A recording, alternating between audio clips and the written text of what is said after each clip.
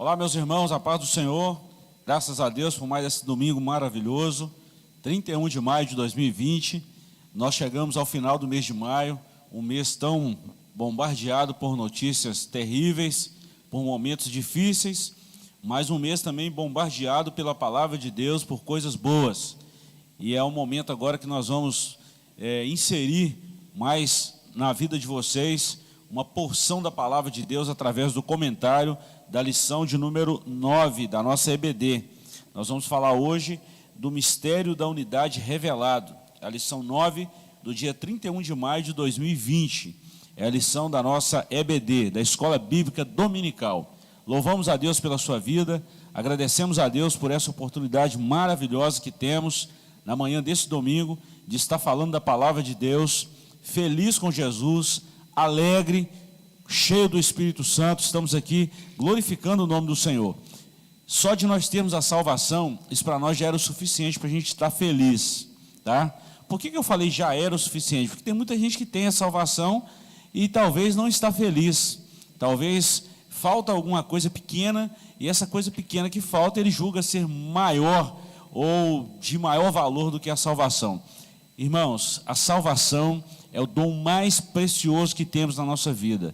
Ela custou um preço muito caro, custou o sangue de Jesus. E é por isso que estamos felizes, independente se falta alguma coisa ou não, nós temos Deus na nossa vida, e Deus é tudo para nós. As coisas que faltam na nossa vida não são, vamos dizer assim, relevantes ao ponto de falarmos que não estamos felizes com o Senhor. Pense nisso, tá bom? Nós vamos começar a nossa EBD agora. Antes de falarmos a nossa leitura bíblica em classe, textual, verdade prática, eu gostaria de pedir ao presbítero irmão Sebastião Ferreira, que está conosco aqui, para fazer uma oração ao Senhor. E nós vamos orar a Deus, vamos agradecer ao Senhor, e depois nós vamos começar o nosso comentário da nossa EBD. Vamos orar? A paz do Senhor a todos. Oremos, querido Jesus, pela graça, misericórdia e bondade do Senhor. O Senhor nos permitiu, nesta manhã de domingo, dia 31 de maio, estar aqui, Senhor. Sim, Jesus, abençoa cada pessoa que está em seu lar e que nos vê, Senhor, através desta mídia social. Que a bênção do Senhor possa estar neste lar, nesta vida, Senhor. E que a Tua palavra, Senhor, ao ser ministrada através da EBD nesta manhã, possa entrar em cada coração. Eu peço também, Senhor Jesus, uma bênção toda especial para aqueles que estão enfermos, Senhor, estão padecendo, aqueles que estão sofrendo agora por essa pandemia, que a bênção do Senhor possa estar sobre a vida deles. É o que te pedimos, em o nome do Senhor Jesus. Amém. Glória a Deus, louvado seja o nome do Senhor. Irmãos, nós desejamos que você tenha um bom dia, um excelente dia na presença do Senhor, que a paz que excede todo entendimento esteja sempre, continuamente na sua vida. Estamos felizes por estar aqui nessa manhã. São exatamente 9 horas e 5 minutos. Estamos diretamente aqui do nosso tempo central da Assembleia de Deus em Caratinga e vamos começar a partir de agora o estudo maravilhoso da nossa lição. Falaremos hoje da lição de número 9, o mistério da unidade revelado. Na lição passada nós falamos que estamos edificados sobre a rocha. Na lição anterior, na lição de número 7, nós falamos também sobre o estado glorioso desse homem. Na lição de número 6, nós falamos do estado de separação que esse homem estava. Estou falando isso para a gente construir um cenário, para os irmãos entenderem que ponto estamos da lição. Hoje nós vamos falar do mistério que estava oculto lá no Antigo Testamento e que foi revelado em Cristo Jesus, que é a igreja. Então nós vamos falar da lição de número 9, só para os irmãos terem noção. Joás, Tião e Léo, nós estamos ainda na 9ª lição e no capítulo 3 ainda de Efésios, né? Nós ficamos praticamente 4 lições do capítulo 1, depois mais 3 lições do capítulo 2, e agora já está aí a 2ª lição ainda no capítulo 3. Olha a profundidade de Efésios, né? É verdade. Quando Paulo ele escreve esta carta à igreja que estava em Éfeso, a profundidade do conhecimento exposto para essa igreja foi muito grande. Fato é que, lá em Apocalipse, quando o Senhor Jesus pede para que João escreva cartas, para onde foi uma das cartas? Justamente para esta igreja aqui. Igreja de Éfeso, muito bom. Olha bem, irmãos, antes da gente começar a nossa leitura aqui, eu gostaria de fazer um pedido a você que já está conectado conosco. Estou vendo vários irmãos aqui, através do nosso chat. Eu gostaria de pedir a você que copiasse esse link e compartilhasse com outra pessoa. Com pelo menos mais 10, é o que a gente fala aqui, é um jargão que a gente usa aqui. Por quê, irmãos? A gente fala isso para aparecer? Não, nós não precisamos disso. Mas eu estou dizendo isso, a gente sempre faz esse pedido num tom evangelístico, que outras pessoas sejam alcançadas pela palavra de Deus, que outras pessoas sejam enriquecidas pela palavra de Deus. E é uma ação nossa compartilhar isso, tá? Eu compartilho esse link aqui com muitos irmãos da minha rede de contatos aqui, e tem irmãos aqui espalhados por esse Brasil inteiro, e até mesmo do outro lado do nosso planeta, né? Até do outro lado do nosso país aqui, do nosso Brasil.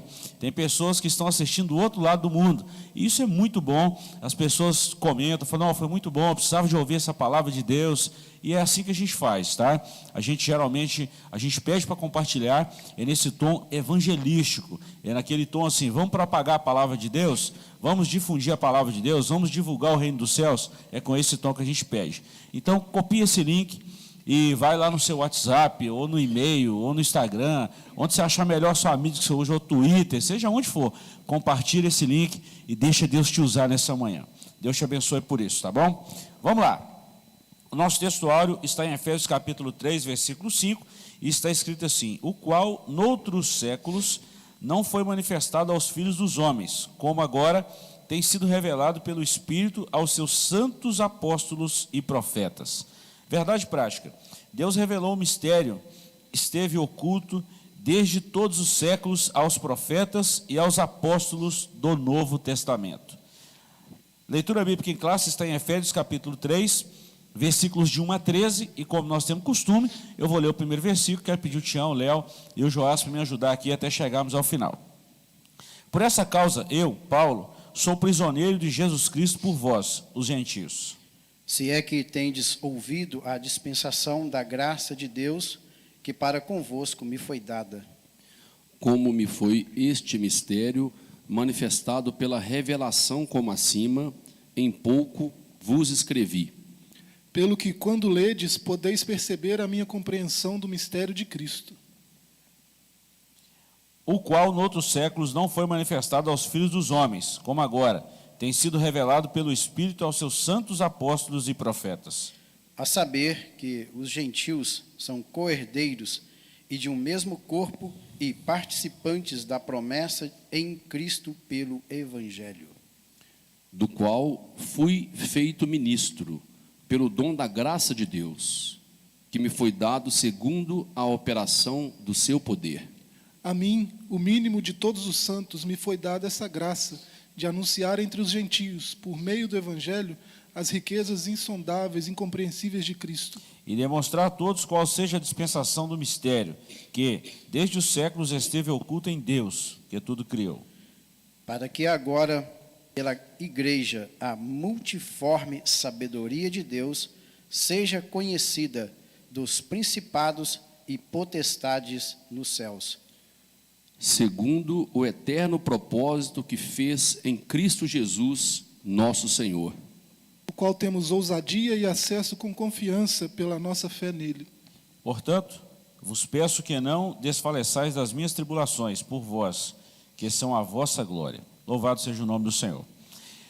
Olha a importância, irmãos, da gente falar dessa divulgação e tudo mais. Irmão Vanderlei Miranda, Deus te abençoe, viu, irmão? Evangelista, Deus te abençoe. Ele falou assim, mandou um chat para nós aqui, uma mensagem, falando o seguinte: olá, paz do Senhor, irmãos. Estou no trabalho assistindo agora. Está vendo a importância? Então, assim, tem muitos irmãos que estão trabalhando agora, tem essa condição de fazer isso, e a gente fica feliz com isso, e muitos outros irmãos. Então, irmãos, Deus abençoe vocês. Evangelista Vanderlei, Deus te abençoe, tá? Esteja com você no seu trabalho, te abençoe. E todos os irmãos que estão conosco aqui, Deus abençoe vocês de uma forma muito especial.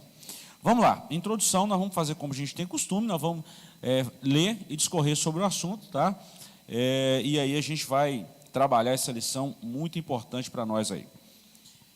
Introdução. Paulo e os demais apóstolos, bem como os profetas do Novo Testamento, receberam por meio de Cristo a revelação do mistério oculto. Nessa lição estudaremos o conceito bíblico para mistério, como esse mistério esteve oculto nas eras passadas, como o mistério foi revelado na nova aliança e como ele foi pré-estabelecido por Deus na eternidade. Estudamos aqui Tião, Léo e Joás na lição passada aí. Falamos também aqui domingo passado com a irmã Magda e a irmã Norma. Estão nos ouvindo. Deus abençoe vocês, irmãs, as nossas professoras. Deus abençoe vocês grandemente, toda a família. Falamos aqui que esses apóstolos e profetas aqui são apóstolos e profetas no Novo Testamento, não no Antigo Testamento. Isso ficou claro. Agora, que esse mistério, que é a igreja, que podemos falar, esteve realmente oculto até a manifestação de Cristo, isso aí também é um fato bíblico. E eu gostaria da gente tecer um breve comentário aqui nessa introdução, para a gente ver como desenrolou esse mistério ao longo dessas eras bíblicas. Vamos falar um pouquinho aí, Tião? Claro que eu entendo que o desenrolar de todo esse mistério, ele não foi esclarecido durante o período do Antigo Testamento. Mas eu creio que os homens ali do Antigo Testamento, eles não estavam totalmente alienados a respeito disso. Eles tinham uma noção de que, num futuro, Deus salvaria gentios. Agora, como isso se daria? Ninguém sabia exatamente como seria o processo. Pode ver que desde Gênesis 12, quando Deus faz uma promessa a Abraão, depois ele ratifica ela lá em Gênesis 22, depois lá em Isaías, pode ver que Isaías também, Isaías 9, ele fala terra de Zebulon, de Naftali, Galileia dos gentios, o povo que estava em trevas viu uma grande luz. Então, e depois também tem outros textos, Malaquias também fala que as nações viriam. Agora, como isso se daria, pastor? Ninguém sabia. Verdade. Por isso que era um mistério. E houve uma rejeição muito grande, até mesmo por parte dos próprios apóstolos de Cristo, em receber os gentios, porque eles ainda não estavam compreendendo como esse mistério seria na prática. Era tudo novo para eles, né, Tião? É verdade. Tudo novo. E é igual a gente fala hoje da escatologia, é um termo que assim, a gente fala bem dele, né? Estou falando a gente, estou falando a igreja. Tem muita coisa que a gente fala pela fé e do que está baseado na palavra. Mas tem coisas que a gente não pode afirmar, a gente não sabe como será. Deus o sabe, né? Assim era o mistério que estava oculto no Antigo Testamento, que também foi uma revelação para eles. Deus já sabia disso, claro, ele é Deus, ele sabe mesmo, mas que era uma coisa nova para os crentes do Novo Testamento. É isso mesmo, Léo? Sim, como o Sebastião disse, alguns homens já tinham uma revelação pequena daquilo que seria no futuro, através dos profetas, né? Contudo, aprove a Deus apenas no Novo Testamento manifestar essa unidade, porque os judeus achavam que era um povo exclusivista e que os gentios estavam excluídos do processo, né? E aí, quando vem no decorrer da lição, nós vamos aprofundar justamente em que esse mistério que não tinha sido revelado lá atrás para na velha aliança, ele vem à tona para poder fechar essa compreensão desses homens que não conseguiam enxergar por que também ia ser aberto a todas as nações, não que eram os gentios. Então, de fato, foi revelado em uma pequena parte do mistério. Glória a Deus, glória a Deus. Só corrigindo aqui, eu falei Vanderlei Miranda, evangelista, ele pediu para corrigir aqui apenas música em Matipó. Parece demais com o Vanderlei Miranda, evangelista nosso de BH, né? Deus te abençoe, Vanderlei. Os nomes são idênticos, tá? E como a gente não está vendo foto aqui, eu imaginei que fosse de BH. Deus te abençoe por essa correção aí. Joás, quando a gente fala desse mistério, nós já falamos muito sobre isso também, né?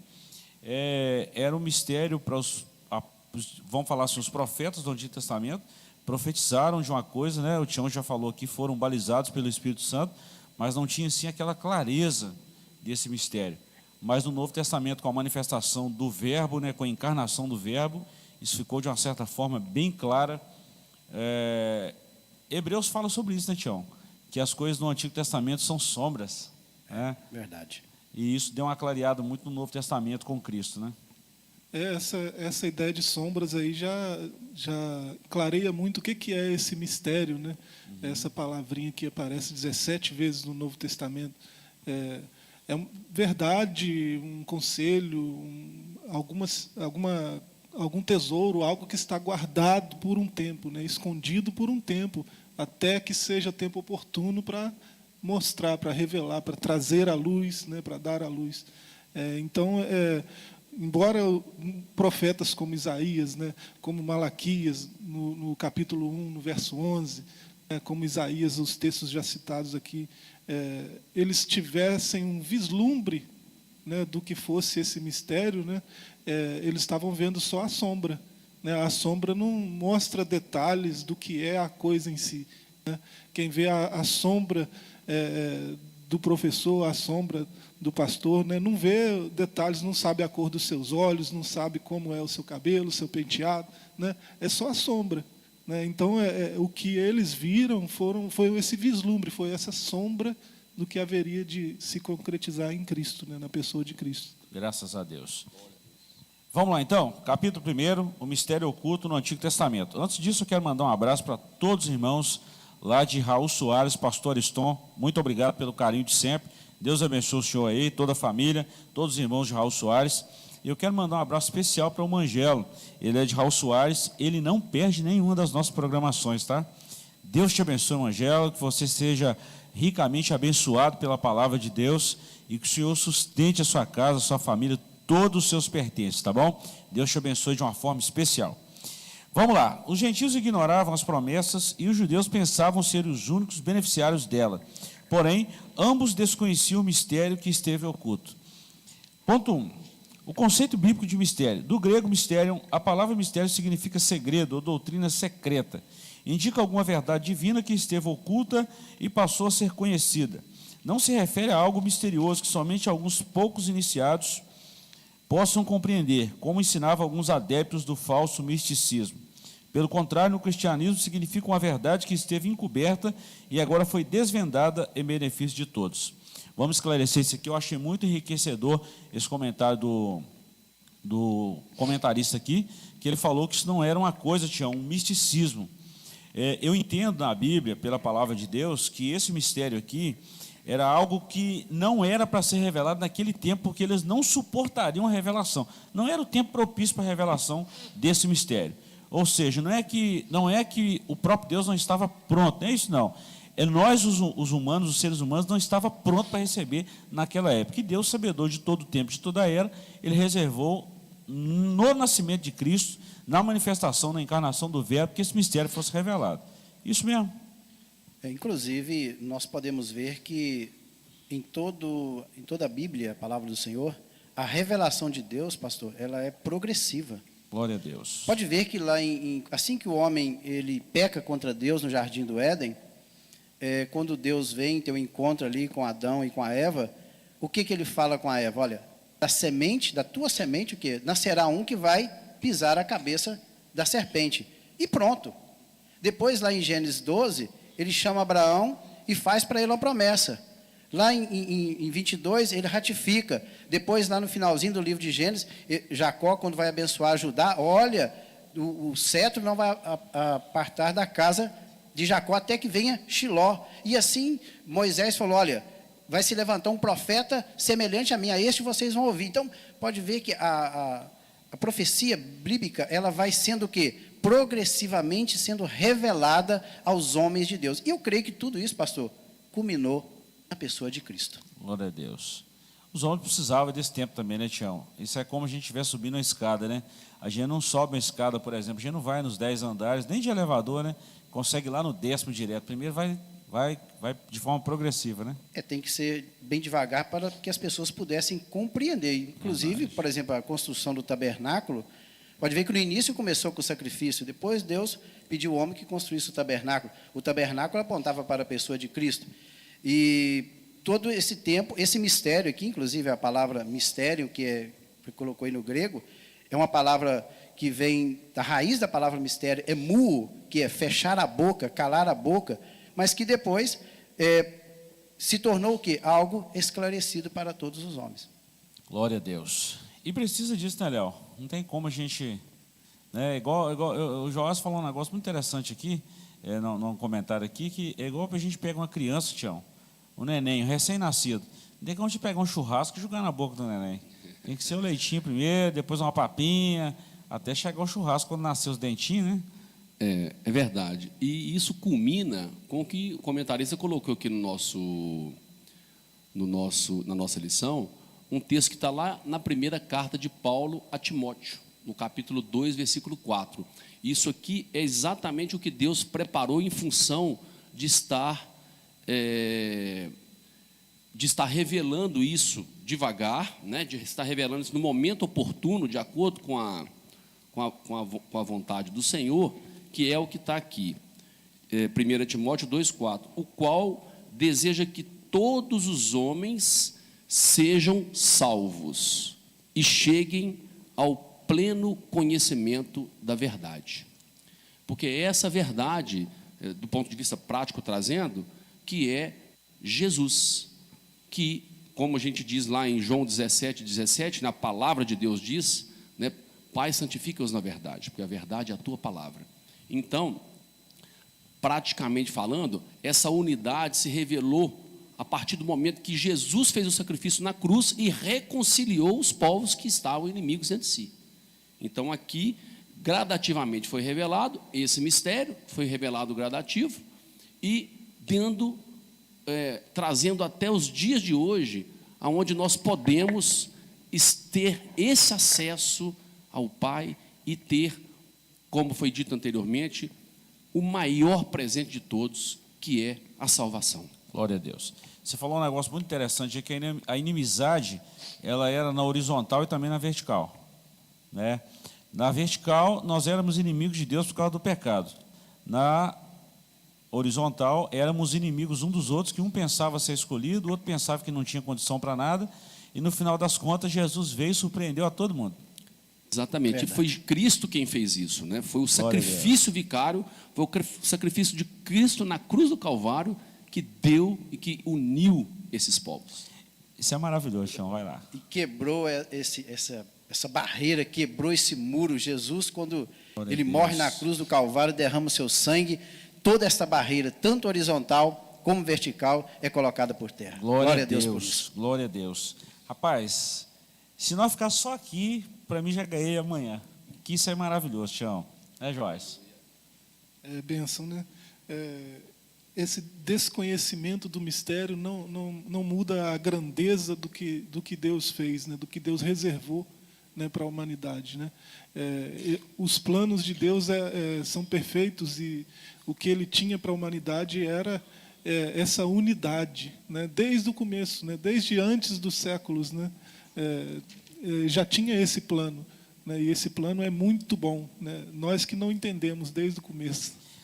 Joyce, Chão, eu fico fascinado com as coisas de Deus, e eu sempre falo isso, não há ninguém nesse mundo que consegue frustrar os planos de Deus. Quando a gente fala ninguém, a gente inclui até o próprio Satanás. Com certeza. Deus é soberano. E Ele está no comando de todas as coisas. Exatamente. Pegando um gancho ali no que o Joás disse sobre unidade, nós devemos sempre atentar para a palavra unidade e unicidade. Glória a A Deus. palavra unidade, inclusive, ela consta na Bíblia, é uma palavra grega que é renotes, que vem da palavra que é ros, que é uma pessoa. Então, quer dizer, quando Jesus vem e morre, ele forma a igreja. A igreja é o corpo de Cristo e é um. Agora, unicidade aí é a pessoa de Deus. Unicidade era composta de duas palavras, que é único e idade. Isso é característica de um ser que é único. Glória a Deus. E quando a gente fala que não pode frustrar, Tião, eu me lembro de Isaías 43:13, um texto da Bíblia, né? Ainda antes que houvesse dia, eu sou. Olha como é que está no presente, né? Eu não era, eu não serei, eu sou. E ninguém há que possa fazer escapar das minhas mãos. Operando eu, ninguém impedirá. Glória a Deus. Quando Deus quer fazer alguma coisa, meu amigo, pode passar 1 ano, 2, 10 mil, 100 mil anos, passar 1 milhão de anos que Ele vai fazer, e ponto final, não tem o que discutir. Vamos seguir que o tempo não para. Desconhecimento do mistério. Joás começou a falar isso aqui, eu vou ler um trechinho só aqui, e a gente conclui esse ponto 2 e o 3 aqui, porque a hora já está correndo aí. Para compreender em que sentido o mistério esteve oculto desde outras gerações, é preciso pôr em foco o advérbio como, que aparece no texto com valor circunstancial. Noutros séculos não foi manifestado como agora. Então vamos dar um tempinho aqui. Tião, você falou uma coisa muito interessante no início aqui da lição. o mistério ele foi falado através dos profetas do Antigo Testamento. Claro que eles foram usados pelo Senhor. Eles não conheciam como nós conhecemos agora. Usei uma palavra sombra aqui, o Joás foi muito feliz no comentário dele também. Então eles tinham ciência desse mistério, mas não sabiam como isso ia acontecer. Mas a hora chegou, o tempo chegou e virou uma clareza só, né? Foi como raiar a luz 6 horas da manhã, o sol nascer no meio findando a noite ali. É por isso que está aqui em Isaías 9, né? Eu já até li e volto a ler de novo. Olha, terra de Zebulon, terra de Naftali. Mas nos últimos a enobreceu junto ao caminho do mar, além do Jordão, a Galileia dos gentios, o povo que andava em trevas. Glória a Deus. Ou seja, o povo andava em trevas. Tinha a revelação? Tinha, mas o povo ainda estava em trevas, porque eles não poderiam compreender ainda nesse período. Viu uma grande luz, e sobre os que habitavam na região da sombra da morte, resplandeceu a luz. E neste mesmo capítulo de Isaías 9, no versículo 6, olha, mas um menino nos nasceu, um filho se nos deu, e o principado não está sobre os seus ombros, e o seu nome será Maravilhoso Conselheiro, Deus Forte, Pai da Eternidade e Príncipe da Paz. Quem que Isaías está falando? Jesus. Glória a Deus. Esse texto de Isaías 9, né, é impossível não fazer associação com o verso 9 da nossa leitura, né? E demonstrar a todos qual seja a dispensação do mistério, que desde os séculos esteve oculto em Deus, que tudo criou. Esse demonstrar, né, o Tião sabe disso, é fotizai, né? Foto, né, de fotizai, é iluminar, é trazer iluminação, é dar a luz. Demonstrar é isso, aquilo que estava encoberto, né, estava nas trevas, que estava escondido nas sombras, né, de repente vê a luz brilhar, né, e recebe a revelação da verdade, né, tem a iluminação do que é a verdade. É isso que lembra muito o que está lá em Isaías 9, né, esse verso 9 aqui. Glória a Deus. Isso é, de uma certa forma, maravilhoso. Vamos para o ponto 3. Antes de falar do ponto 3 aqui, quero mandar um abraço para todos os irmãos lá de Ubaporanga que estão conosco aqui, Ada Mendes, e todos os irmãos de Ubaporanga, pastor Eliseu. Deus abençoe o pastor Eliseu. Quero mandar também um abraço para a irmã Zulmira. Ela é cunhada do evangelíssimo Antônio de Pádua, e ela está nos assistindo lá de São Bernardo do Campo, os paulistas aqui conosco. Deus abençoe. E tem outros aí que a gente já ficou sabendo, tá? Deus abençoe a todos vocês de uma forma especial. Eu vi também uma mensagem aqui da irmã Nazaré Cândido. Ela colocou que, eu acredito que é Central de Minas. Deus abençoe. Evangelíssimo Ezequiel Cabral, toda a família lá do bairro Esplanada. Deus abençoe a todos os irmãos, e nós estamos juntos aí nesse mesmo espírito. Bom José Roberto, pastor, Deus abençoe a todos os irmãos que estão ligados conosco aí, cooperando no reino do Senhor. Deus abençoe a todos vocês. Ponto 3, o mistério e os profetas da antiga aliança. Os escritores do Antigo Testamento não apenas conheciam a respeito das bênçãos prometidas aos gentios, eles fizeram menção delas. E aqui tem um monte de texto aqui. Tião já falou de Gênesis 12, depois Gênesis 22, Isaías 11, Isaías 49, Isaías 54, Isaías 60, Malaquias 1. O que esses profetas não sabiam era como isso aconteceria, como Deus faria algo totalmente novo. Isso aqui é fato. Eles falaram da promessa, mas eles... vamos falar assim, Tião, vou falar na linguagem humana, tá? A nossa mente, que é tão limitada, não consegue, assim, absorver tudo, claro, tudo, aquilo de promessa de Deus, como seria aquilo. Igual nós falamos hoje do céu, né? Paulo usou uma expressão falando o seguinte, aquilo que o olho não viu, que o ouvido não ouviu e que não desceu para o coração, é o que Deus tem reservado para nós. A grandeza da palavra. E assim, eu queria complementar justamente no tópico 2 e nesse tópico 3 do primeiro tópico, que agora esse mistério foi desvendado pelo Espírito. E quando a gente vem aqui na Bíblia, na primeira carta de Paulo aos Coríntios, no capítulo 2, no versículo 10, um versículo depois desse que o senhor acabou de citar, diz assim: mas Deus nulo revelou pelo Espírito, porque o Espírito a todas as coisas perscruta, até mesmo as profundezas de Deus. Porque qual dos homens sabe as coisas do homem, senão o seu próprio espírito que nele está? Assim também as coisas de Deus, ninguém as conhece, senão o Espírito de Deus. E isso é maravilhoso, por quê? Porque foi o Espírito que revelou e tem nos revelado a cada dia e a cada momento as coisas do mistério de Deus. Glória a Deus. Tião, Márcia Bader, sua irmã? Minha irmã. Olha bem, está com a gente aqui lá de BH. Belo Um abraço, Horizonte. irmã Márcia. Deus te abençoe. Muito obrigado pelo carinho de sempre aí estar conosco aí. Deus abençoe, viu? Isso é muito bom, muito bom. Joyce, vamos lá nesse ponto 3 aqui, Tião também. Esses profetas do Antigo Testamento, eu fico imaginando, Tião, na eternidade, vamos falar assim, na eternidade, né? Lá no momento da eternidade, quando Jesus arrebatar a igreja, lá nas bodas do Cordeiro, eu fico pensando nesses profetas do Antigo Testamento, vendo a glória de Jesus, né? Aquele de quem eles falavam lá no Antigo Testamento, e agora eles vendo, assim, de uma forma gloriosa. Eu fico pensando nisso, rapaz. Eu também, já que eles falaram sobre isso, mas não tiveram uma noção de como, igual o profeta Malaquias. O profeta Malaquias profetizou o quê? 400 e poucos anos antes de Jesus. Foi o último profeta, de onde fecha o cânon do Antigo Testamento. Olha o que ele diz aí no versículo 11 do seu primeiro capítulo.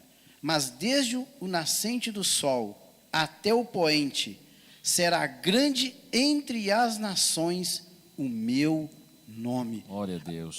Esse profeta, ele profetizou, mas ele não estava compreendendo naquele exato momento como isso se daria na prática. Agora, ele está aguardando, ele está na eternidade. Foi um profeta do Senhor, está aguardando lá no paraíso, quando a igreja, juntamente com todos os santos do Antigo Testamento, se reunirem na presença do Cordeiro.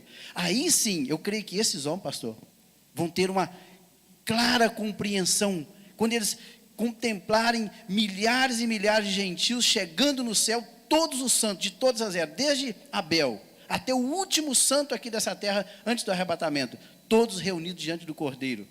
Aí todos compreenderão na íntegra o que realmente Jesus fez na cruz do Calvário por nós. Glória a Deus. Eu fico pensando, não simplesmente como será isso, mas eu fico pensando na felicidade deles em falar assim, olha, fomos usados pelo Espírito Santo para falar do Messias, o Messias veio e agora nós estamos aqui diante dele. Isso é esplêndido. Inclusive, pastor, nesse mesmo profeta Malaquias aí, no capítulo 4, com relação a essa felicidade, isso não está falando do céu ainda, mas pois eis que aquele dia vem ardendo como forno, todos soberbos, todos os que cometem impiedade serão como palha, e o dia do Senhor que está para vir os abrasará, diz o Senhor dos exércitos, de sorte que não lhes deixará nem raiz nem ramo. Mas, para vós que temeis o meu nome, nascerá o sol da justiça. Quem é? Jesus. E salvação trará debaixo das suas asas, e saireis e crescereis como os bezerros do cevadouro. Quem morou na roça sabe muito bem do que eu estou falando. Quando você solta um bezerro, que ele fica a noite toda presa num curral, você precisa ver a felicidade desse bezerro, ele sai pulando, saltitando. Isso, ele tenta traduzir a felicidade daqueles que conhecem a salvação de Jesus. Tem algo muito sutil aí nesses versos aí, que assim, nós leitores mais desatentos tendemos a não perceber, né? Ele faz uma espécie de trocadilho, né, entre sol, braseiro, brasa, chama, né, e luz, né? Tudo isso tem a mesma raiz no idioma original, né? Or, né? Aqui no fotizai, né? Mesma semelhança, né, de luz, a mesma ideia de luz. Então, o que ele está dizendo é que esse sol, né, essa luz, que vai trazer revelação para alguns, vai trazer condenação para outros. É um contraste, né, Joás? E é a mesma luz, né? Então, quem foi iluminado e respondeu a essa iluminação dessa forma positiva, né, entendeu a revelação, né, tá bem.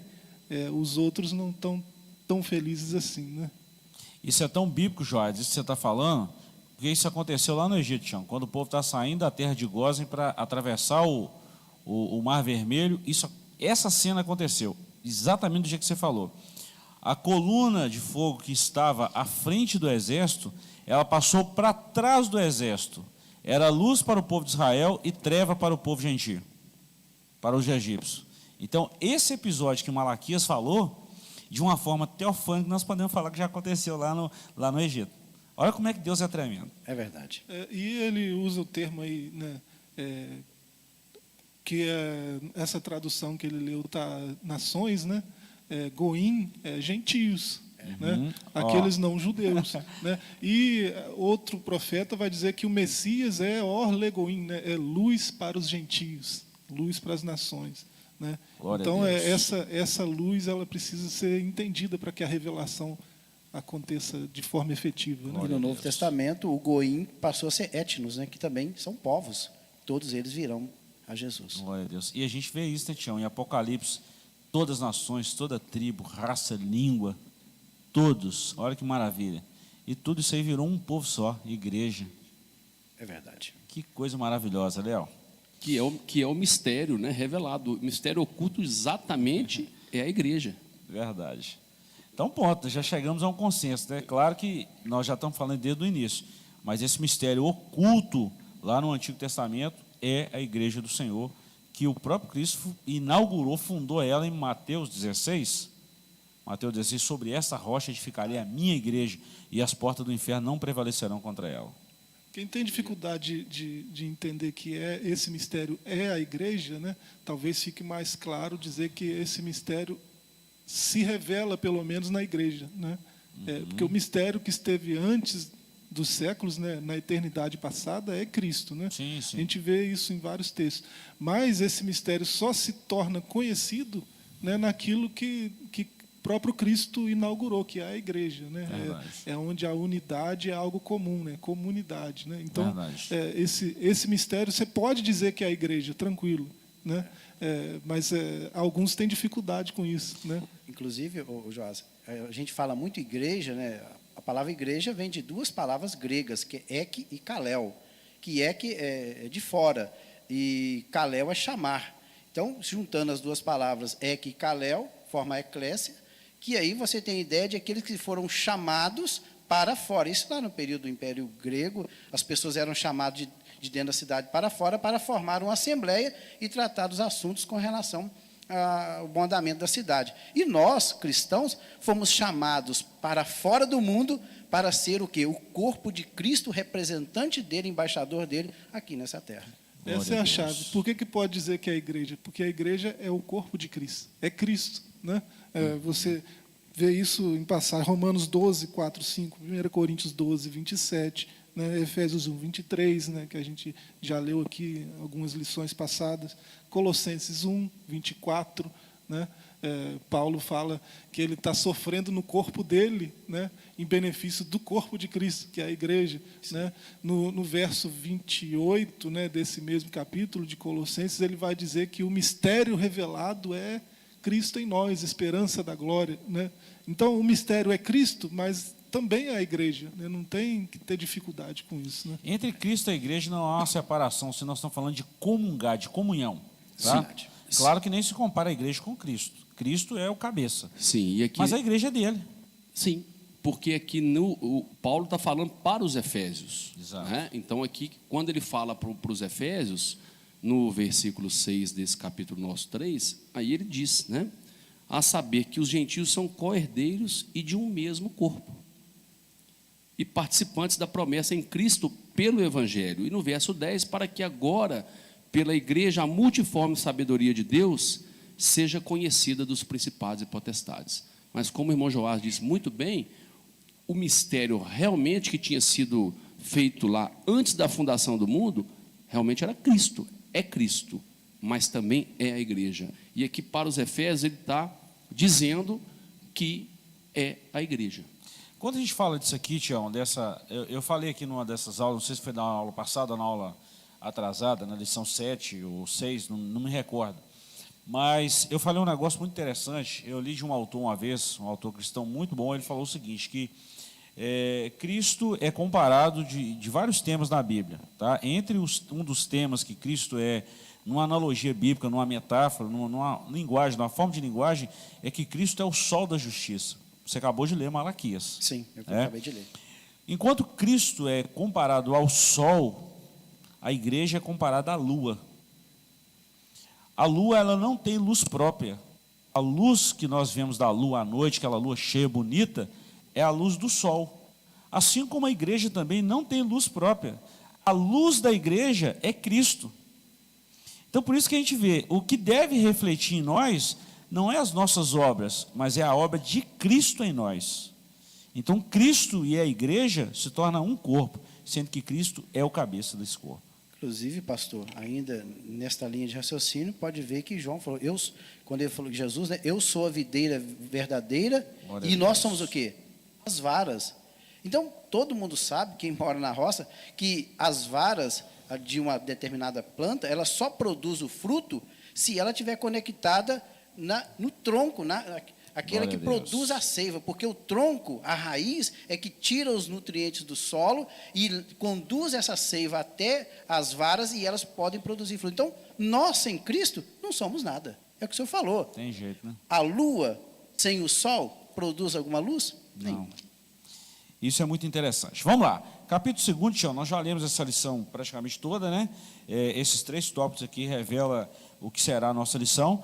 Vamos dar uma adiantada no ponto 2 aqui, no capítulo 2, o mistério revelado no Novo Testamento, e a gente conclui no capítulo 3, que já são 9 horas e 44 minutos, o tempo passa rápido, rapaz. Quando a gente percebe aqui, já dá 10 horas, 10 e meia, e a gente está agarrado ainda. É muito bom. Quando a gente fala, eu falo, Tião, que um estudo desse aqui não precisava pelo menos um dia nele, né? Com certeza. Para tomar um café, almoçar e volta de novo, né? Esgotar todos os textos aqui, todas as referências aqui, Verdade. explicar cada uma delas é muito tempo. Verdade. Eu sei que os irmãos, assim ficam maravilhados, né? Não de nós, de forma alguma, longe de nós isso aí, mas é da exposição da palavra. Quando a gente começa a ler os textos, explicar isso aí, irmãos, a palavra de Deus ela é extraordinária, ela é viva, né? E isso alegra o nosso coração e deixa a gente assim de certa forma perplexo. Vamos lá. Revelado aos apóstolos e profetas. Ao fazer a abertura do capítulo 3 de Efésios, Paulo destaca a sua condição de prisioneiro, o processo de sua vocação, como lhe foi este mistério manifestado pela revelação. Em passagens correlatas, Paulo deixa claro que não recebeu seu apostolado de homem algum, que a doutrina que ensinava não aprendeu com nenhum homem, e que, ao ser enviado aos gentios, não consultou homem algum. Significa dizer que a chamada, a doutrina e a comissão lhe foram divinamente confiadas pela revelação de Jesus Cristo. O apóstolo assegura ainda que o mistério oculto foi revelado pelo Espírito de Deus a ele e aos demais apóstolos e profetas. Ele citou isso lá em Atos capítulo 11, 4, do 4 ao 17, e depois o versículo 27. Ele indica que o mistério divino não poderia ser desvendado por meio do raciocínio intelectual. Então, aqui Paulo também, Joás, destaca ou fala que não é por filosofia, não é por conhecimento humano, não é por um conhecimento, vamos falar assim, de coisas mundanas que se desvendaria esse mistério. Não, é pelo Espírito Santo. E ele foi revelado pelo Espírito Santo, né? É como o Léo comentou, né? Pelo Espírito Santo, porque é fotizai, né? No verso 9 ali, né? Foi iluminado. É Deus que traz à luz aquilo que Ele mesmo escondeu por um tempo, né? E a gente já entendeu por que Ele escondeu, né? Porque se fosse revelar naquela época lá, se fosse mostrar para Abraão tudo, né? Ele não ia entender, né? Então foi guardado para o tempo oportuno, né? E assim, esse mistério dos judeus já era conhecido por vislumbres, como a gente falou, né? Eles tiveram flashes, né? Melquisedeque era judeu, né? Jetro era judeu, né? Ruth era judia, né? E Raabe, né? Então, e os ninivitas que se converteram, né? Que se arrependeram com a pregação de Jonas, né? Então eles tiveram vislumbres, né? Eles tiveram alguns flashes dessa revelação de que Deus queria salvar todas as nações, queria reunir todos em um só povo, né? Ele tinha que começar por algum lugar, né? E ele escolheu um povo, né? O povo judeu, e nós não substituímos o povo de Deus, né? Nós fomos anexados ao povo de Deus, né? O termo que Paulo usa, né, no verso 6, né, mesmo o corpo se soma, é isso, é aglomerado, né? É algo que estava separado e foi reunido em um corpo, né? Então, esse é o mistério, né? Estava nos planos de Deus desde sempre, desde a eternidade passada, e Deus tinha que começar de algum lugar, né? E Ele escolheu um povo para começar essa obra, né? E agora, a revelação que nós temos, né? Eles tiveram, mas não como nós temos agora, não do jeito que nós temos agora, né? Não da forma que nós temos agora. Eu vou levantar 2 pontos aqui, Tião e Léo. Eu gostaria da participação de vocês aqui, de uma mensagem que nós recebemos aqui através do nosso chat. Mas antes eu quero falar um fato aqui sobre essa questão de chamado. Abraão experimentou a graça antes da lei. Vai entender isso? Deus, né? Monorival citou um texto aqui quando a gente falou desse, como é que vai ser isso lá, que a gente fica pensando. Ele citou Deuteronômio 29. As coisas reveladas são para nós, as encobertas são para o Senhor nosso Deus. Então isso aí não tem que se discutir, mas que Abraão experimentou a graça de Deus antes da lei, isso é fato, está na Bíblia. Isso aí não tem como provar. Então, de vez em quando, Deus permite essas coisas acontecer para nós, seres humanos, entender o seguinte: quem manda é Ele, quem faz é Ele, quem está no controle é Ele, ponto final, Ele é Deus. Ele manda, desmanda e faz o que Ele bem entender. Ele é Deus. Mas o que eu quero destacar é o seguinte, Tião, o Joás tocou num ponto aqui de unidade, e nós recebemos uma mensagem através do nosso chat de um irmão que falou assim: pastor, falar sobre a unidade com a igreja ou em relação à igreja. Ele citou o seguinte, que existe tanta divergência ou dificuldade, vamos falar assim, de uma harmonia na igreja. E a gente vê isso. Ontem, por exemplo, nós tivemos Sinergia e falou um assunto muito importante, que é esse conflito de geração. Hoje, com esse aumento do conhecimento, qualquer pessoa hoje vai no Google, o que é isso? Aí tem N estudos lá sobre isso, ou palavras sobre isso. Eu percebo que as pessoas quase que não são mais submissas às autoridades constituídas. E por não ser tanto submisso, por uma vastidão de conhecimento, isso pode gerar algum conflito e promover uma falta de união na igreja. Isso nós estamos falando no corpo, tá? Isso é um assunto sério que precisa ser tratado também, né? Na verdade, o que nós devemos também salientar no questionamento dele é o seguinte: é que provavelmente hoje nós vemos no meio evangélico uma divergência doutrinária, mas no que se diz respeito a instituições filantrópicas estabelecidas aqui na Terra. Claro que realmente nós temos isso. Como instituições, igreja A, igreja B, igreja C, temos realmente divergências com relação à interpretação bíblica. Mas eu creio que, como igreja salva, aquela igreja que vai ser arrebatada por Jesus, eu creio que esta igreja, ela é unida, pastor. Com certeza, aqueles salvos que realmente compreenderam o que Jesus fez por elas na cruz do Calvário, sem sombra de dúvida, essas pessoas, elas conseguem compreender o irmão que não tem a mesma linha de interpretação que a dele. Aqueles que realmente criam tumulto, que criam problemas no que se respeita à interpretação bíblica, é porque não compreenderam ainda o mistério da palavra de Deus. Porque o dia que ele passa a compreender, ele vai aceitar. No que se diz respeito à salvação, todos nós temos que ter uma mesma linha de raciocínio. Eu não sei qual o teólogo passado que falou que nas essenciais, a unidade. Nas não essenciais, é o quê? A liberdade. E em tudo o quê? O amor. Agostinho, Isso aí, pastor. É muito bacana isso, né? E o que o irmão perguntou no chat se resume exatamente em quê? Em conhecer a palavra, em conhecer a verdade. O profeta Oséias diz, né, em Oséias 4:6, que o meu povo está perecendo porque lhe falta o conhecimento. E Jesus diz: eu sou o caminho, a verdade e a vida, ninguém vem ao Pai senão por mim. E a verdade é a tua palavra, ou seja, a verdade é a palavra do Senhor. Então, a partir do momento que nós conhecemos a verdade, que é Cristo, Ele faz uma transformação nas nossas vidas, nas nossas mentes, Ele faz uma mudança de mente. E através dessa transformação vem o conhecimento. E com o conhecimento da verdade da palavra, existe o quê?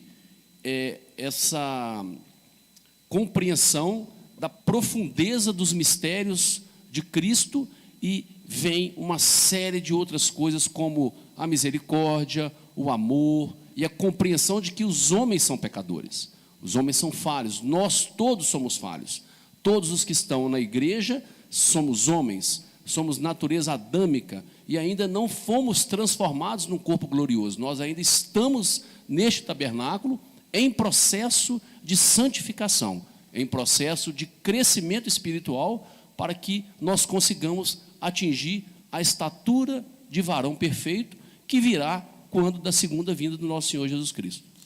Eu penso, Joás, eu penso um negócio muito interessante, que é o seguinte, e aí a gente vai encerrar o ponto 2 e o 3 desse segundo capítulo aqui. Ponto 2, arraigados e fundados em amor, e o ponto 3, a intensidade do amor. Isso nós estamos falando aqui dentro desse ponto 2 aqui ainda, né?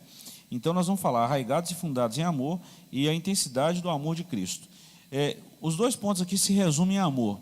E eu encerro aqui falando desses dois pontos, a gente passa por 3 e encerra aqui a nossa lição. Eu falo o seguinte, Filipenses 2,5. Tião, eu vejo que o que falta hoje em muitos corações é exatamente essa palavra de Paulo aos Filipenses 2,5. De sorte que haja em vós o mesmo sentimento que houve em Cristo Jesus. E aí ele começa a discorrer o que aconteceu com Cristo. E ele fala um texto também, Joás, muito interessante, da gente suportar uns aos outros em amor. Suportar aqui, o verbo suportar no grego aqui, não é tolerar. Suportar aqui é carregar a carga um do outro, é dar suporte. Colocar por baixo, né? Exato, colocar o ombro por baixo. O que falta muitas vezes é isso. Alguém fala alguma coisa, o pastor fala alguma coisa, o líder de um determinado grupo fala alguma coisa e vem alguém questionando, vem alguém falando. Não tem problema questionar. Eu não tenho problema com isso, eu acho que a igreja também não tem problema com isso. Desde que seja, pastor, irmão, por que é isso? Por que aquilo outro? Eu acho que é um dever nosso perguntar. Isso é conhecimento, os crentes bereanos faziam isso. Vamos ver se é isso mesmo. Mas questionar é uma coisa, levantar contra é outra coisa muito diferente. Então, essa questão de união, eu acho que falta muito esse sentimento de amor no coração. Agora, a verdadeira igreja, a igreja dentro da igreja, a igreja invisível, a igreja dentro da igreja que será arrebatada, aí sim, ela preserva isso e vive isso aí. Realmente, Tião, gostei do comentário. Joás, é isso mesmo, essa questão de amor? Eu vejo 2 pontos aí, né? No Salmo 111, por exemplo, olha só, nós vamos falar de igreja no Salmo 111, né? Muito bom. Pois é, está escrito no primeiro verso, né? De todo o meu coração darei graças a Deus no concílio dos retos e na congregação. Isso está no verso primeiro, né? Podia ler os versos seguintes, mas não tem tempo. Esse concílio dos retos, né? O segredo dos justos, depende da tradução que está aí, né? Biô de Ezarim, né? Bessô de Ezarim, né? Segredo dos justos, é a intimidade da congregação, né? E a congregação, né, que é o Vedá, né? Paulo vai chamar de Assembleia dos Santos.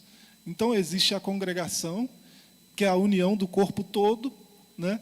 E existe os concílios dos retos, né?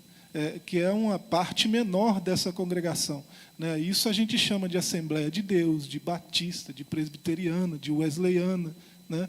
Então tem esses 2 níveis aí de igreja, né? E um não exclui o outro, né? Por isso que Paulo usa a figura de corpo. A mão não é igual ao pé, que não é igual à orelha e não é igual ao nariz, né? Tem que ser diferente, tem que ter diferença, porque cada um tem sua função no corpo, né? Então a gente tem essa dificuldade de por que não está todo mundo junto, né? O wesleyano com metodista, com batista, com presbiteriano, com assembleiano, né? Porque são diferentes, tem interpretações diferentes, tem pontos de vista diferentes, e é bom que seja assim, né? É bom, essas diferenças não são prejudiciais ao reino, né? A gente tem um pouco de dificuldade de entender isso. É fácil entender, né, quem que é essa congregação, essa Universal Assembleia dos Santos, né? É a junção disso tudo, dessa gente toda. E como identificá-los, né? Aí você vai ler 1 João 1,7. Se andarmos na luz, como Ele na luz está... luz de novo, né, o tema, né? Fóton, né? Se andarmos na luz como Ele na luz está, temos comunhão uns com os outros, né? E o sangue de Jesus, seu Filho, nos purifica de todo pecado. Glória, né? a Deus. Essa é a ideia, né? Como é que eu vou saber se o meu irmão metodista, se o meu irmão presbiteriano, se o meu irmão batista, né, ou qualquer outra denominação, que são várias, né? Como é que eu vou saber? E por que não dizer católico? Será que alguém vai ficar magoado com isso? Desculpa, né? Mas eu acredito que tem irmãos católicos, né? Tem gente que não acredita. Mas, como saber se é parte dessa Universal Assembleia dos Santos, né? É saber se está andando na luz, como Jesus está na luz, né? Então eu posso olhar para qualquer denominação, para qualquer lugar, se eu ver alguém andando na luz, como Jesus está na luz, né? Fazendo o que ele faz, falando como ele fala, né? Andando como ele andou, né? Então essa pessoa faz parte da Universal Assembleia dos Santos. É verdade. E aqueles que estarão lá são aqueles que são lavados e remidos no sangue do Cordeiro. Não fala que são da denominação A, B, C ou D. É verdade. Então, aqueles que são lavados e remidos no sangue do Cordeiro. Nós temos pontos divergentes, Tião. Eu conversando com o pastor Theo, da Presbiteriana recente agora. Um abraço, pastor Theo, Deus te abençoe, tá? E outros pastores também, pastor Carlos Alacrino. Um negócio que eu percebo, pastor, e irmãos, e tantos outros que estão nos ouvindo aqui, nós temos um ponto em comum. Em todas as denominações, em todas as outras igrejas e tal, nós temos um ponto em comum. O Léo acabou de falar. A salvação é por Cristo através do sangue dele. Ponto em comum. E o amor de Cristo. Outros pontos divergentes? Tem vários, tem N pontos divergentes. Com certeza. Mas esse ponto, tudo que é lavado pelo sangue de Jesus comunga da mesma salvação. Isso é um ponto comum em todas as igrejas que professam o Evangelho de Jesus. Inclusive, o pastor Gilberto, não sei se alguém já leu o livro do irmão Yun, O Homem do Céu. No seu livro, ele foi prisioneiro na China, aí, logo no início do período comunista. Ele falou que na China tinha N igrejas. Quando Mao Tse-tung ele assume o governo e implanta o comunismo, todas as placas de igreja caíram por terra, mas a igreja permaneceu. Diz ele, foi o período em que mais a igreja se uniu, pastor, em oração. E quando a igreja, aí não importava mais a denominação, todos entraram em um propósito em oração para que o Senhor não acabasse com a sua igreja na China. E não acabou. Foi o período que mais a igreja chinesa cresceu. A igreja subterrânea foi nesse período de perseguição. Então, deixa eu contar um testemunho sobre isso aqui. Nosso tempo está encerrando aqui, mas eu preciso falar isso aqui. Evo Morales.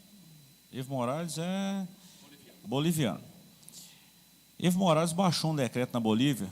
Isso deve ter uns 2 anos no máximo. Acho que foi ano passado isso.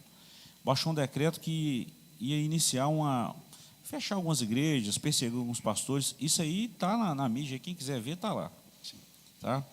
E eu vou falar que Deus permitiu isso acontecer para um fim.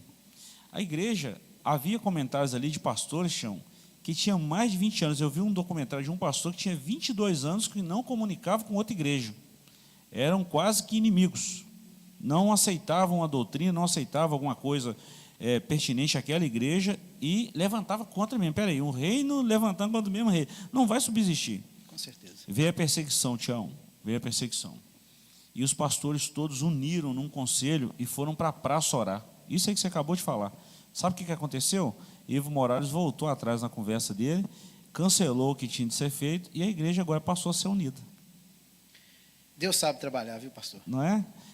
Tem um texto aqui do Senhor Jesus, em Marcos capítulo 9, dos versos 38 e 41, que diz assim: Disse-lhe João: Mestre, vimos um homem que em teu nome expelia demônios, o qual não nos segue, e lhe proibimos, porque não seguia conosco. Mas Jesus respondeu: Não lhe proibais, porque ninguém há que faça milagre em meu nome e logo a seguir possa falar mal de mim. Pois quem não é contra nós, é por nós. Pô, até. Tinha divergência nesse período, pastor. Olha aí, os apóstolos com um grupo de pessoas que pregavam a Cristo. Verdade. Vai continuar. Verdade. O ponto que nos une é o amor, né? Glória a Deus por isso. Isso é muito Aleluia. bom. Quando isso aí não há lei, né, Tião? Com certeza. Não há lei. Vamos lá, capítulo 3, nós encerramos a nossa lição. As bênçãos de Deus excedem o pensamento humano. Em sua audaciosa intercessão em favor da igreja, o apóstolo ensina que Deus é capaz de fazer muito além do que pedimos e que o eterno deve ser glorificado para sempre. Isso aí é fato. Deus faz muito além do que nós pedimos ou pensamos e Ele é Deus. Ele é Deus. Ponto 1.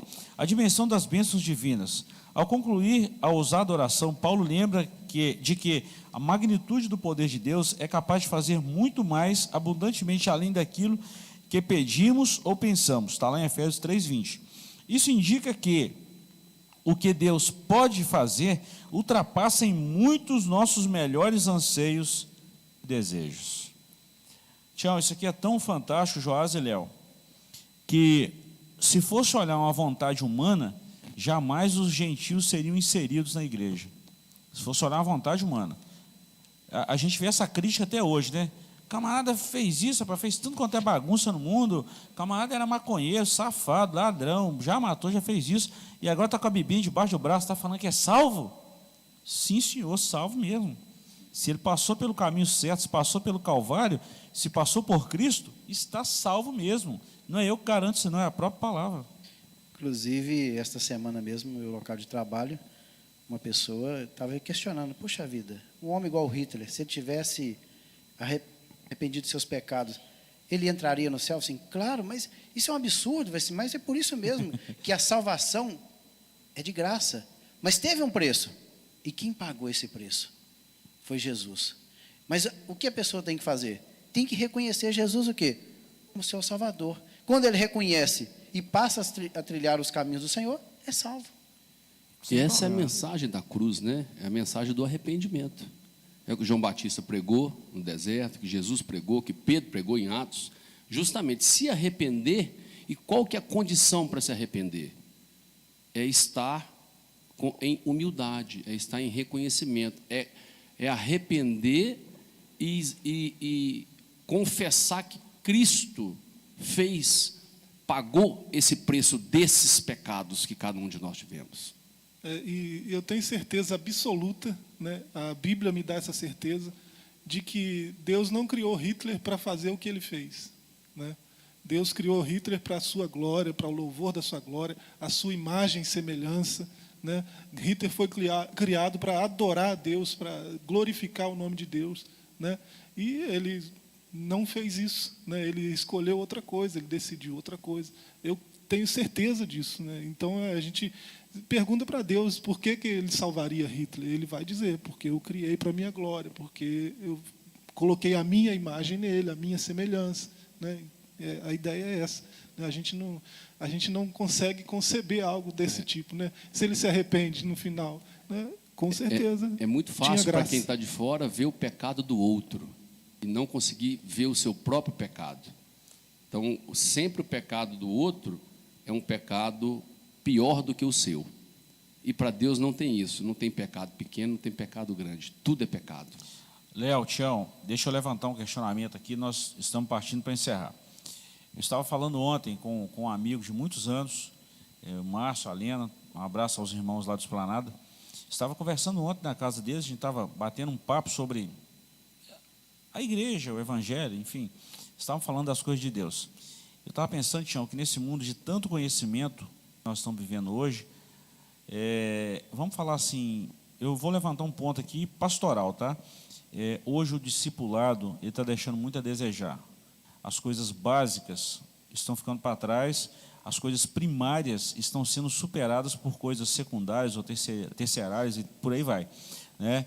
As coisas estão passando batido e o que deveria ser aprendido, né, é o que Hebreus fala, algumas vezes por ter pessoas novas na igreja, essas coisas primárias deveriam ser faladas de novo. Isso está passando batido, como, por exemplo, o amor, o perdão, a convivência entre os irmãos, a união, a comunhão, o partir do pão, né, que é a comunhão, e tantas outras coisas básicas. Isso precisa ser falado, quando a gente vê assim a necessidade, porque o evangelho é simples. O evangelho é simples. Com certeza. O evangelho, e pode ver que a Igreja Assembleia de Deus mesmo, que começou em 1911, a mensagem dos nossos primeiros pais aqui no Brasil é o quê? Que Jesus salva. Esta era o cerne da mensagem desses pioneiros que começaram aqui. É que Jesus morreu na cruz do Calvário, que Jesus veio para salvar o quê? O homem pecador. Simples assim. Simples. E a simplicidade, ela está diretamente ligada com ser imitador do Senhor Jesus.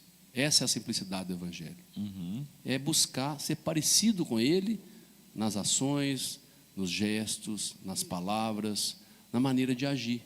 E como Jesus fazia? Com amor. Ô Léo, você falando da simplicidade de Jesus aí, pode ver que Jesus ele descia ao nível dos homens. Quando ele trazia uma mensagem que ele queria que as pessoas entendessem a sua mensagem, o que ele contava? uma parábola. E pode ver que Jesus usou muito o campo. Qual que era a atividade daqueles homens ali do período de Jesus? Não era a Plantio, agropecuária? Verdade. Eles trabalhavam o campo. Então, quando Jesus queria que eles entendessem a mensagem, ele pegava as coisas do cotidiano daquelas pessoas e criava ali uma história para que as pessoas pudessem entender a mensagem do Evangelho. Jorge, tão simples que era, né? O óbvio se tornando óbvio. Há um negócio isso aí. Eu li um livro recente agora e falei dele para muitas pessoas, Amigo de Pecadores. Já comentei isso aqui. Diversas vezes a gente vai ver na Bíblia, Tião, Jesus andando com as piores pessoas da época. Só que tem um detalhe, Tião, Joás. Todas as pessoas, camarada ruim da sociedade que andava com Jesus, a vida dele era transformada. Jesus mudava a vida deles. Evangelho é isso. Ok? É tão simples que um pescador entende, né? E tão complexo que um doutor da lei passa a madrugada mastigando aquele, né? Se nascer de novo, você vai entrar no reino, né? Então é simples, é complexo. O Evangelho é isso, né? Não é difícil de entender, mas também não é fácil. É um paradoxo, né? É fácil para os que querem entender e é difícil para os que não querem entender. E aí, nesse meio, vem a luta espiritual, né? Vem a guerra espiritual, que mais para frente, na última lição da nosso trimestre, a gente vai ver, que é o capítulo 6 de Efésios. É muito interessante. É boa. Essa lição, você já está fazendo, jogando lá para frente, Léo. Isso é bom, tá? Já está fazendo um merchan, isso é bom. Ponto 2 e 3, nós encerramos aqui a nossa lição. Ponto 2, o convite para adoração, nós já falamos disso aqui, também aqui entre linhas, e eu quero ler o ponto 3, a gente faz o comentário e encerra. A glória é devida a Deus. Finalmente, Paulo prossegue a ensinar que Deus deve ser glorificado na igreja e em Cristo. Quer dizer que os atos de louvar e glorificar a Deus fazem parte dos propósitos da instituição da igreja. A igreja nunca terá glória em si mesma, pois toda a glória é exclusivamente tributada para Deus por intermédio da obra de Cristo. Aí o Joás já leu alguns salmos, aí, alguns textos. Em sua oração, o apóstolo anela que essa postura de adoração e exaltação a Cristo perdure por todas as gerações. E enfatiza seu pedido com a frase, para todo sempre, o que significa que deve ser praticada por todos os crentes. E a gente vê aqui, Tião e meninos, quando a gente está encerrando aqui, que a intenção de Cristo na igreja é que glorifique realmente o Pai, né? Que Ele seja glorificado. O propósito é este, né? Glorificar o Pai. Toda a glória, ela tem que ser direcionada a quem? A pessoa do Senhor Deus. É como o pastor já disse no início, é como a lua que recebe a luz do sol. Se a luz do sol apagar, a lua não terá nenhuma claridade. Então, por isso que toda a glória, toda a honra, todo o louvor deve ser direcionado a quem? A pessoa do nosso Deus, porque Ele é o soberano e cuidador de todas as coisas. Verdade. E falando em soberania, é exatamente isso a conclusão da nossa lição, né? Ela tem a ver com a soberania do Senhor, que controla todas as eras, tempos e circunstâncias. Nesse eterno propósito, no tempo previamente determinado, o mistério da igreja foi executado em Cristo. Não obstante o Senhor ser soberano, né, e ter toda a soberania, Ele também não deixou de atribuir ao homem a sua responsabilidade em também fazer a parte dele, que é estar dando, Ele deu ao homem o livre-arbítrio, a possibilidade de escolher. Né? Se ele escolher o caminho da vida, né? Se ele escolher o bem e o mal, o caminho da vida e o caminho da morte, se ele fizer as coisas que é o cumprimento da palavra, tem a ele disponível vida eterna. Se não, tem a ele a morte e a condenação eterna. Lembrando, Léo, que essa escolha tem que ser em vida aqui nesta dimensão. Exatamente, E depois a escolha que partiu, agora. Por isso que o Senhor Jesus sempre é uma palavra muito forte, muito importante do Evangelho, né?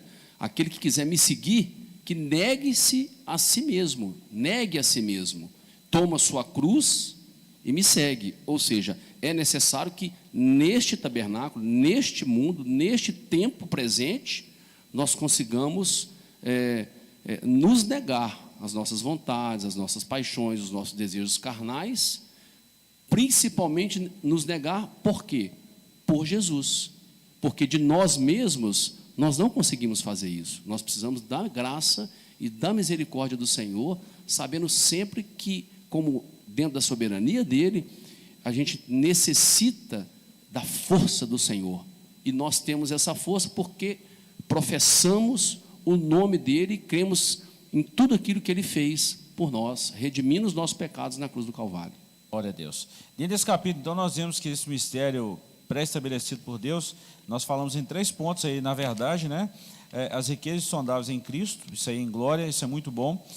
O eterno propósito em Cristo, nós falamos aí exatamente que precisava ser manifestado, e esse eterno propósito era exatamente glorificar a Deus, e esse plano divino é o plano divinamente pré-estabelecido.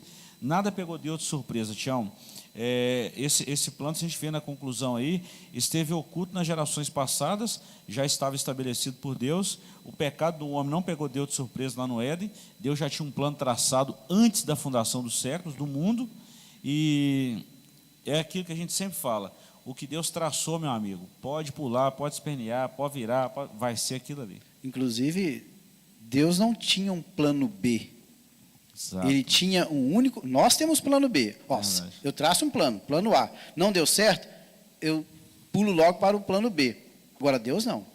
Desde o princípio, o plano dele sempre foi o quê? Plano A. Até porque tudo isso foi planejado aonde? Na eternidade. E Deus tempo, não... no Kairos dele, né? Tem um texto na Bíblia que fala que Deus não há sombra de variação em Deus, ele traçou e aquilo ali. Perfeitamente. Glória Muito a Deus. bom. Glória a Deus. Muito bom. Joás, vamos lá nas nossas considerações? Vamos começar pelo Joás aqui. Consideração dessa lição, Joás. Às vezes, até quem está recebendo a revelação de Deus, às vezes resiste um pouco, né? Você vê o apóstolo Pedro lá em Atos 11, ele teve que se justificar diante da igreja de Jerusalém por ter pregado o evangelho a Cornélio, que era um gentio, né? Ele teve um monte de justificativa ali, né? Por que eu preguei para um gentio, né? O próprio Pedro tinha algumas restrições, né? Tinha algum preconceito, né? Você vê no capítulo 10 de Atos. E assim, nós também incorremos nessa situação muitas vezes. A gente vê Deus trabalhando, a gente vê o mover do Espírito Santo num sentido, né?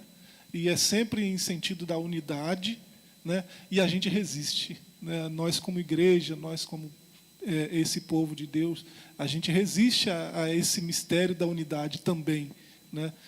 Isso aconteceu lá no começo e acontece hoje, né? Que o Espírito Santo continue iluminando, né, nossas mentes, nossas lideranças, né, para que a gente caminhe cada vez mais em direção a essa unidade que é o sonho e o plano de Deus desde o começo, né? Léo, antes de você falar a sua conclusão aqui, eu não posso deixar de falar este ano, é que nós, igreja, nós devemos ter o mesmo propósito que Paulo também teve pelos Efésios, constante oração. É um dever nosso orar pela unidade da igreja, pelo amor de Deus que precisa prevalecer no meio da igreja, e isso só se vence através da oração. Oração, renúncia, seguir a Cristo, comprometimento, respeito às autoridades e mais uma série de coisas aí.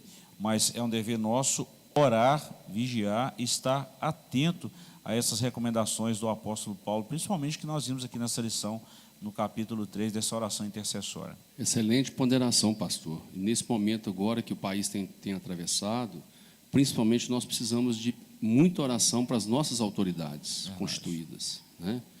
Eu quero deixar aqui para os irmãos as considerações que está lá em 1 Pedro, no capítulo 1, dos versos 18 ao 20, que está dentro da nossa lição também, né? Sabendo que não foi mediante coisas corruptíveis, como prata ou ouro, que fostes resgatados do vosso fútil procedimento que vossos pais vos legaram, mas pelo precioso sangue, como de cordeiro sem defeito e sem mácula, o sangue de Cristo, conhecido, com efeito, antes da fundação do mundo, porém, manifestado no fim dos tempos, por amor de vós, que é exatamente isso que a gente acabou de passar nessa lição, número 9, nesse capítulo 3, né, que esse plano todo já estava pré-estabelecido e que agora, no fim dos tempos, ele foi revelado a nós. Glória a Deus. Tião? O que me chama a atenção nessa carta, aí, capítulo 3 de Efésios, Paulo, do versículo 1 até o versículo 13, ele fala desse mistério que esteve oculto e que foi revelado a ele. Pode ver que ele diz assim, olha, como me foi este mistério manifestado pela revelação, como acima em pouco vos escrevi. E lá no versículo 14, o que ele diz? Parece que Paulo está escrevendo a carta, parece que eu vejo Paulo escrevendo a carta dele, daí a pouco, quando ele fala isso, o mistério é tão profundo, Léo, que ele para de escrever, olha, por causa disso, olha, no versículo 14, por causa disso o quê? De tudo que ele discorreu anteriormente, ele para de escrever a sua carta e coloca, por causa disso, me ponho de joelhos perante o Pai de nosso Senhor Jesus Cristo, do qual toda a família nos céus e na terra toma o nome. Inclusive, família aqui é pátria. Pátria. E é o que nós estamos precisando hoje, Léo. Orar, interceder em favor da nossa pátria. Que pátria fala de povo, fala de família também. O termo grego é pátria. E fala de povo e família. E Paulo, quando ele fala sobre tudo isso, ele para a sua carta e começa a interceder em prol dos Efésios. Glória a Deus. Irmãos, nós chegamos ao final da nossa lição e eu quero convidar os irmãos para nós termos um momento de oração pelo nosso país, tá? Eu vejo muitas autoridades espirituais conclamando as suas comunidades a fazerem isso e nós também, eu tenho falado isso aqui diversas vezes e nós não podemos baixar a guarda com relação a isso. Vamos tirar um tempo durante essa semana, durante hoje, quem sabe, ter um tempo de comunhão com o Senhor, um tempo de oração, de leitura da palavra, de meditação na palavra de Deus e um tempo de intercessão pela nossa nação, né, pessoal? Nós precisamos estar orando constantemente, orando para o Senhor continuar fortalecendo a nossa fé, orar pelo Senhor, para o Senhor continuar dando estratégia de trabalho e orar para que esse amor não esfrie em nosso coração. Nós precisamos estar orando constantemente. Deus abençoe a todos os irmãos, todos vocês que estiveram conosco. Temos um encontro de novo marcado às 19 horas, daqui a pouquinho, num culto de louvor e pregação da palavra de Deus. Se Jesus não voltar até lá, estaremos aqui às 19 horas. E se Ele voltar, estaremos lá na glória com o Senhor. Vai ser muito melhor do que esse culto que nós teremos aqui, se Ele voltar, tá?